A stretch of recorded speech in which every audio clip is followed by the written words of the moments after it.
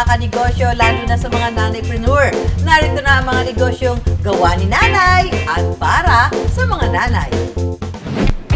Ang twinning na damit, patok na negosyong dobling saya, dobling kita rin. At syempre, dobling banding ng mag-iina. Akala mo siya mainit, mabigat, pero sa totoo lang hindi. Yan, no? Ang ganda. Hindi mabigat ang pagkalat. Oh. Since sarili ko yung business, sobrang masarap po sa feeling na hawak ko yung oras ko. Pwede ako makipag-bonding sa anak ko. Nabibigay ko yung full time ko sa kanya. Kumikita na kami ng 6 digits a month. Kung ang hanap nyo ay pamatid-uhaw na hindi nakaka-guilty kahit makarami, ito na ang sagot sa nanunuyo nyong lalamunan. Tikman ang pambatong inumin ng baklaran. Ang sarap po. Natural na natural. Tamis ma'am, tsaka sarap. Since meron kaming tubuhan, available po yung raw supply ng business na to, nag-focus po kami sa improvement and development po ng flavors. Natutunan din po namin yung mga way to preserve para ma-maintain yung sugarcane since galing pa po ng province. Chunky, colorful, may pangmalakasang style, at pinaka-importante, comfortable sa paa. Rubber shoes na original Filipino brand. Imay na yan! Sobrang kapit ka nakakatangkat. Hindi po siya matigas. Hindi mabigat. If you're looking for a shoe that best represents your Filipino heritage or you're really proud of being Filipino, yun yung Makabay. Talagang it's loud and it's proud and it just tells everyone, I am a Filipino. Lahat na yan sa Pera Paraan! Uso ngayon ang twinning outfits ng mag-ina.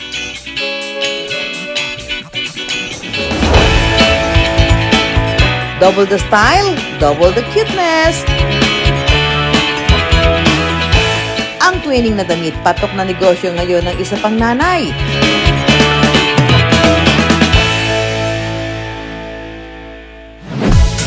Sa butik na ito sa Bulacan, samot-saring makukulay na mga gown na pambata ang nakadisplay. The best way para suotin ito ay with mommies, kaya mabenta raw ang kanilang mga twinning gowns. Nagsimulang mahilig sa pagko-crochet o ganchilyo si Chloe at kanyang nanay noong 2013. Ang simpleng hobby na pagkakitaan nila. Actually, nung una, hindi po talaga namin iniisip na magbo-boom siya. Kasi ina-enjoy lang namin siya eh. Bibili lang namin ng food, ganyan. Tapos, nung nag-start na ako ng sa sarili ko, ganun din, may pressure eh. Kapag ka inisip mo na magbo-boom to, mape-pressure ka. So, kailangan, enjoyin mo lang yung process hanggang sa magugulat ka unti-unti. Lumalaki na pala siya. Taong 2020, nagsarili na ng negosyo si Chloe, nag-focus siya sa mga baby gowns. Kasi, syempre, yung mga bata po, gusto nilang ma-feel like princess. So, para sa akin po, yung mga gowns namin, nakakatulong siya para ma-feel nila na gano'n, na princess sila. Pag-upload ng mga videos online ang marketing strategy ni Chloe. Dito raw mas nakilala ang kanyang produkto. Growing up, wala naman talagang ganito. So, parang sa akin, feeling ko, kung meron akong daughter, talagang ipapasuot ko siya kasi parang healing inner child natin. Sariling disenyo ni Chloe ang tinatahi ng mga modistang nanay sa kanilang pagawaan. Pinag-i-effortan po talaga namin na ma-meet yung talagang expectation ng clients. Kasi syempre, pag nanay ka, pag-iipunan mo yan kasi gusto mong paghandaan yan para sa anak mo.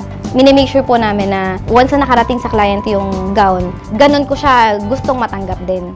Ang top 3 bestsellers na twinning gowns ni na Chloe, may kanya-kanyang paandar.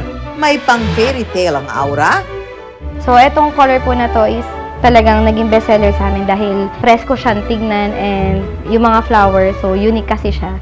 Meron ding pang rampa ang galawan. Ang theme na to is more on mga boho themed or mga mermaid since may mga pearls siya. At may perfect din for summer outfit na latest addition sa kanilang collection. Dito, kaya talagang pinagawa namin siya na ganito siya para make sure na talagang perfect fit. Ay! Sa butik na ito sa Bulacan, samot-saring makukulay na mga gown na pambata ang nakadisplay. The best way para suotin ito ay with mommies, kaya mabenta raw ang kanilang mga twinning gowns. Ang gaganda naman ito. Hi, Chloe! Ang gaganda naman itong mga gown na to. Bakit naisipan mo magganyan ng klase ng negosyo? Hindi na po ako nagtuloy ng studies ko. So, nag-isip na po ako na mag-business. So, ito po yung kinalabasan ng naging business. May hilig ka sa gown? Actually, nung una, hindi po. Parang na-inspire lang din po ako sa mom ko nung first po na nag-business kami together. Bakit twinning? Kasi marami rin po nag-i-inquire. So, hinahanap po talaga siya. So, nag-isip po ako ng magkaroon ng ganitong product. Saka parang ang tibay ng tahi, ha? Opo, yes po. Minimake sure po kasi namin yung, yan. di ba pag namimili tayo, kailangan titignan mo yung kikilatisimo kung ang ganda ng tahi. Akala mo siya mainit, makapal, mabigat, pero sa totoo lang ho, hindi. Yan, no? Parang kaya nga ilipad na nga. Ang ganda. Hindi magaspang sa balat. Oh. Kasi po tropical country tayo. So, syempre po, yung fabrics na pinipili po namin is bukod sa kailangan Magaan. lightweight siya, kailangan po flowy para syempre maganda pa rin tingnan. Presko. Yes po. Kahit wala akong ka-twinning, masubukan nga. Nice. Ay, sexy. Double pala to eh. Tapos meron pang lining. Ang soft. Ang smooth. Yeah. So, hindi tinipid sa tela ang gown ni Chloe. So, pwede niyo siya talagang ipang-rampa. Hindi raw hadlang kay Chloe ang kanyang pagiging nanay sa pagnenegosyo. Since sarili ko yung business, sobrang masarap po sa feeling na hawak ko yung oras ko. Since meron akong mga staff, so talagang pwede ako makipag-bonding sa anak ko. Talagang nabibigay ko yung full time ko sa kanya. Inspirasyon pa nga raw niya ito sa pagdidisenyo ng mga damit. Bawat design kasi na magagawa ko, ang nasa isip ko talaga, ay, gusto ko to ipasuot sa magiging baby ko. So, sa ngayon talaga, nasa pangarap pa lang po siya. So, ang sarap sa feeling na magagamit ng anak mo yung business mo. Ayan mga kapuso, maghahanap po tayo ng mother and daughter na bibigyan natin ng twinning na gown. Sana may mahanap tayo dahil napakaganda ho nitong nakita kong gown na to eh. Okay, so dito sa area na to, ito, tama-tama, sana magnanay. Hello! Ang cute-cute naman na itong batang anak mo. Opo. Ilan taon to? Magwa-1 po siya next month. Mother and daughter. At tama-tama, ito parang cute-cute itong babyng tamang binigyan ng gown. Halika, gusto niyo ba ng libreng twinning na gown? Ay, halika, tama-tama, magagamit sa birthday. Dali. Ito palang si Baby Abriel ay fashionista naman pala. Abay kada buwan ay iba-iba ang theme ng pictorial. Malalim ang hugot ni Mami Bea rito. Noong nakaraang taon, nagka-pneumonia si Baby Abriel at nanganib ang kanyang buhay. Kaya naman ang bawat araw ngayon ay dapat i-celebrate. Suot natin yung yan.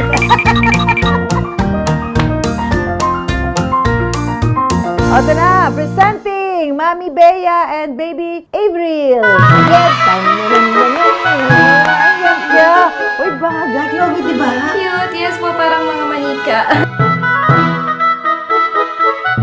Para kami pupuntahang party, di ba, baby? Ano feel mo sa tela? Comfy po siya. Comfy, di ba? Hindi siya makate. Oo. Para ako na nahiya. So, sobrang komportable ng tela. Inantok si baby. Say, baby, smile! Inantok ka na, no? Twinning ang magmami. Kabog naman talaga kapag ganito ang suot ng magnanay sa birthday ni baby. Dinarayo pa raw ang kanyang physical store sa Bulacan ng kanyang mga customer. Ang kanilang twinning fashion umabot na rin sa ibang bansa. May mga international clients po kami, pero meron din mga Pilipino na nasa ibang bansa na kukuha sa amin mag-order. Ginagawa din nilang business, pero yung iba, personal use ng anak nila. Sa twinning gowns, doble rin ba ang kita, Chloe? So, yung crochet business po namin, nag-start po ako na magkaroon ng income na nasa 15K a month. Tapos ngayon po, kumikita na kami ng 6 digits a month. So, sa ngayon, unti-unti na pong nabibili yung mga gusto, yung mga dreams na like sasakyan, ganyan po, mga properties. Sobrang laking tulong po talaga. Ang simpleng hobby pwede palang sumakses at makabuo ng magagandang dress. Dobling effort, dobling saya, dobling kita rin. At syempre, dobling bonding ng mag-iina.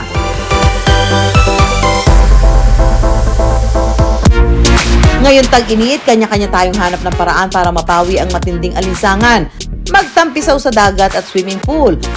Mamasyal sa mall at uminom ng malamig na inumin. Pero kung ang hanap nyo ay pamatig-uhaw na hindi nakaka-guilty kahit makarami, ito na ang sagot sa nanunuyo nyong lalamunan. Tikman ang pambatong inumin ng Baklaran. lemon, calamansi, strawberry, cucumber, at guyabano. Ilang prutas at gulay na kapag sinamahan ng katas ng sugarcane o tubo, instant palamig na healthy raw for the body. Ideya ito ng Bicolanong negosyanteng si Dan Reb. Since meron kaming tubuhan, available po yung magiging raw supply ng business na to. Fresh from Bicol pa ang mga tubo na gamit ni Dan Reb.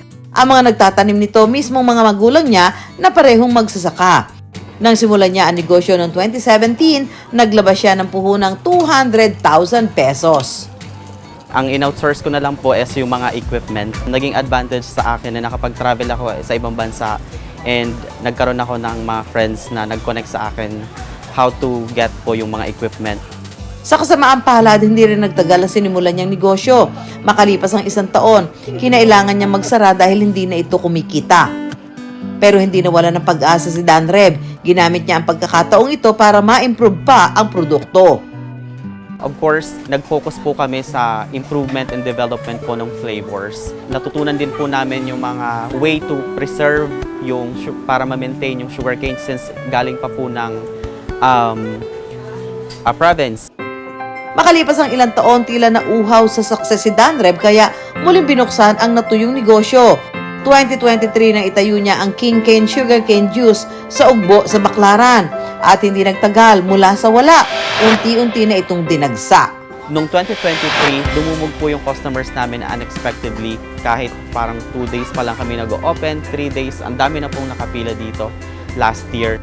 Kaya ang supply ng tubo na galing sa taniman nila sa Bicol, hindi naging sapat. Naghanap pa siya ng ibang supplier ng tubo sa Luzon. Hindi po familiar pa ang mga farmers na may opportunity na gawin itong juice. So, binenta nila lahat pang asukal. Pero hindi tumigil si Dan Reb hanggang nagbunga na matamis ang katas ng kanyang mga paghihirap. Nakahanap siya ng supplier sa Batangas, Tarlac, Mindoro at hanggang Bacolod. Sa isang araw, nakapagbebenta lang naman sila ng 160 to 300 cups. Katumbas ito ng 300 kilos ng tubo. Ibinebenta ni Dan Reb ang kanyang sugarcane juice ng 70 to 95 pesos. So ito yung machine talaga na pang-extract. Yes po, ito po. Kakainin na yan. Yes po. So, parang baka, no? Talsik pa. Ba't nahati? Nakahati ba talaga? May mga times po na gano'n. Nahati nilagay ko sa pa. Sarap maglagay. Ay, maliit. Yan ma'am, tama. Sarap. Nahati nga. Galing na yan. Ito na po yung mga ano niya. Dry na po siya ma'am. Tuyong-tuyo. Tuyong-tuyo na siya. Ito pa, ang tutuwa ako magsusok ito. Galing ng machine. Sarap. Yes po. Ay, mauu. So, ito lalagyan natin. So, mas okay po siya pag may flavor. Mas Talaga? nag-enhance yung lasa niya. Let's beat the summer heat, mga mari at pare. At dahil feeling generous tayo today, mamimigay tayo ng libreng sugarcane juice. At para daw mas matamis ang tagumpay, ika nga, di ba? Meron tayong konting challenge. Kailangan lang i-shoot ang tubo dito sa basket na ito. Ready na ba kayo? Gina, go! Let's do this! Ito si ate, mukhang init na kanina pa hinihintay yung ka-text niya. Te, gusto mo ng libreng sugarcane juice? Yes po. Init di ba? Pero teka lang, hindi libre agad yan. Teka lang, may challenge tayo. Okay, ready ka na? Kailangan ma-shoot mo yan ha. Game! 1, 2, 3, go! Ah! Wala ka effort. O sige, tikman mo na to. Ang sarap po. Pasado sa'yo. Yes, super po. Oh, super! Thank you! 1, 2, 3. Ay! Go! Baka! Kuya, ikaw nga muna! Hindi. Ay! Dahil dyan meron kang sugarcane juice. Ikaw, try mo ulit. Uwi kang luhaan. Ayan! Sige, okay. O, try nyo na. Sarap po. Natural na natural po. Talaga? 1, 2, 3, go! Ah! Walang ka-effort! Ayan, tikman mo na itong ating katas ng tubo. Pure. Ano lasa? Tamis ma'am, tsaka sarap. Sarap ano? Tuwing off-peak season, tumikita si Danreb ng 30,000 to 40,000 pesos monthly. Pero tuwing tag-init, bumubuhos ang kita na umaabot ng 50 to 60,000 pesos kada buwan. Nakapagpundar na rin siya ng additional equipment. Kaya nito lang nakaraang taon, open na rin sila for events. Own the go drink for any occasion? Sagot niya na kayo. Kahit papaano po, meron na rin kaming naipon sa bangko. And then, exactly a year ago po, nakapag-start ulit ako ng isa pang branch. Nakakapag-travel na rin po kami nang hindi kami masyadong nag-worry about sa budget. Paunti-unti po, natatapos na rin yung bahay namin. Marirelease na yung sasakyan ko. Sabi nga, love is sweeter the second time around. True rin daw yan sa pagninegosyo. Okay din po na mag-start sa kung ano muna yung meron. At least, i-grab nyo yung opportunity na yon para at matuto kayo. Parang learning process siya. Kagaya nung experience namin na nag-start muna kami sa limited capital, sumugal kami sa ganon, at least natuto kami. And then, pag nakaipon kayo, upgrade, mag-save, para at least kung sakaling ma-encounter nyo yung mga challenges, meron kayong backup pang sustain ng business. Walang instant success. Kailangan munang busugin sa tiwala at karanasan ang punla bago tumubo ang pag-asa. Maghintay at magtiyaga hanggang maging handa at karapat-dapat sa pag-ani ng bumubuhos na biyaya. Let's walk. Oh, ayun! Parang gumaganon siya. Yung, parang meron siyang rebound. Yan. Success! Sumakses ka eh. Ang taas ko. Rubber shoes na original Filipino brand. Imay na yan.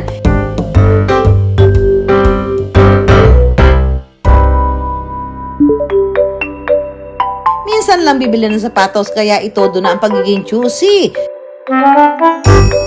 Chunky, colorful, may pangmalakasang style at pinaka-importante, comfortable sa paa. Yan daw ang inspirasyon ni Paul sa pagdidisenyo ng rubber shoes. When we started first, the goal was to be the style for the styleless. Ang sapatos na gawa ni Paul may pagmamalaki raw, talagang original Filipino brand. Ang kanyang pambato ang Makabayan Shoe Collection. If you're looking for a shoe that best represents your Filipino heritage or you're really proud of being Filipino, yun yung Makabayan, which is ito. So, yan naman, talagang it's loud and it's proud and it just tells everyone, I am a Filipino. Pagdidiin pa ni Paul, kahit local brand daw ang mga gawa niyang sapatos, hindi raw ito papatalo pagdating sa tibay at kalidad, pang sportsman o pang aura. Tuwing umaga at hapon, ang oval field na ito dito sa Marikina Sports Complex ay napupuno ng mga kapuso nating nahihilig sa pagtakbo o yung mga nasa kanilang running era. At dahil sobrang daming active into running, maghahanap tayo ng mga runner na kakasa sa isang running shoe test challenge gamit ang sapatos na ito. Yan, kuya. Pwede ba kayo abalayan saglit? Pwede bang, meron kaming running shoe test challenge. Ayan, meron akong dalawang sapatos dito. Hindi ko alam kung kanino kasya yung isa. Alin ang size mo, sir? Sa akin po ito. Una, ang look and aesthetic test o yung ganda at disenyo ng sapatos. Ano siya eh, parang represent your country. Okay, tapos, In terms of yung design po niya, malapad yung size. So, ano yan? Pagka gusto niyo ba yan sa running shoes, gano'n? Yes po, para iwas tapilok, stable, Okay, oo. Pag suot niyo na, ano yung pakiramdam? pogi. Okay. Comfort po. Comfort, komportable? Pati ang Bubblegang Boys na-impress din. Always are very special to us. Oh my goodness! Ito dinisign ko to. Tingnan mo. Ang ganda!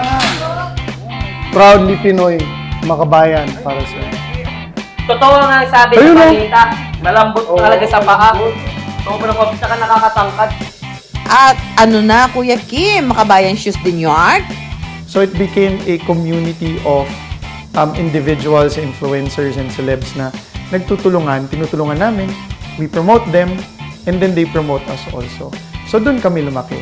And then now, nag-evolve na kami into more of a social media-ish type of shoe brand na ine-embrace ng tao, ng Pilipino. Look test, check. Ngayon naman, ang twist test. Kaya ba nitong suportahan ng paa sa bawat paggalaw? Enough siya na flexibility, pero hindi sobrang tigas na sasakit yung paa mo. Naku, para ka nagpipiga ng damit, ha? Pasado na sa twist test ang sapatos ni Paul. Pero may ilang twist din daw na pinagdaanan ang kanyang mga negosyo na nahirapan siyang malampasan. But I started before with a sneaker cleaning business. The problem was, nasaktuhan noong 2020, lahat ng malls nagsara. And nung nagsara naman yung mga malls, lahat ng branches ko nasa malls. I lost all of my money.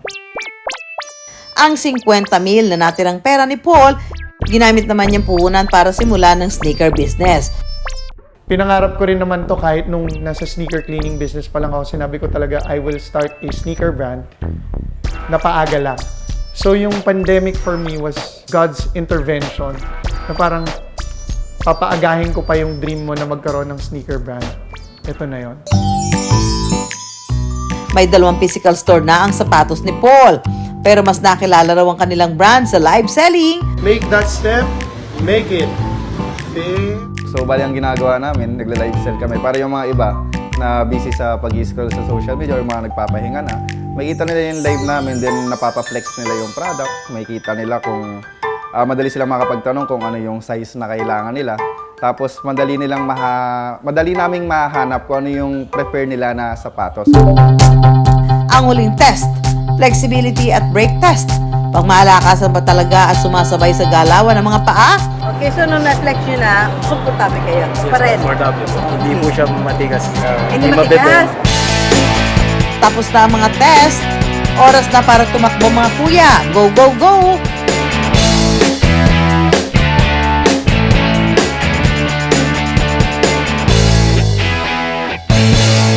Ayan, at dahil napagtagumpayan ng 2 kapuso natin ang Running Shoe Test Challenge, ito ang ating surprise. Inyo na ang sapatos na yan.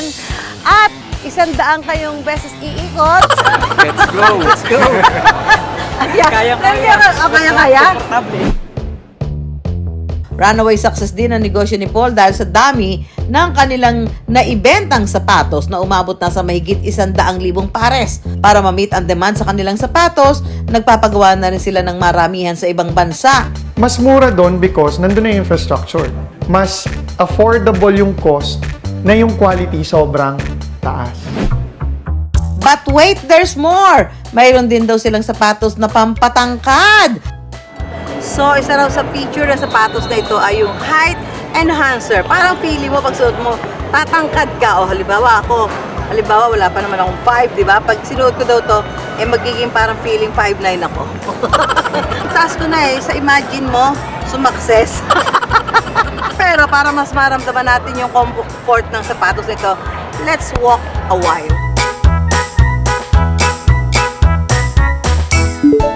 Mabibili ang mga sapatos na ito sa halaga 2,000 to 6,000 pesos. Goal daw ni Paul na makilala rin sila globally. I hope and pray, and I believe it 100% that within the next 5 years, when we get a percentage of the market share of the global shoe market, we can go back to the Philippines and add value to the Filipinos by manufacturing here, adding more jobs, and influence the people of influence in the country for the betterment of us as Filipinos. Ang pagninegosyo para rin daw sapatos. Piliing mabuti at saka testingin hanggang mahanap ang perfect na kapares sa business at pag-success. Kaya bago mananghalian, mga business ideas muna ang aming pantakam. At laging tandaan, pera lang yan, kayang-kayang gawa ng paraan. Samahan nyo kami tuwing Sabado, alas 11:15 ng umaga sa GMA. Ako po si Susan Enriquez para sa Pera Paraan.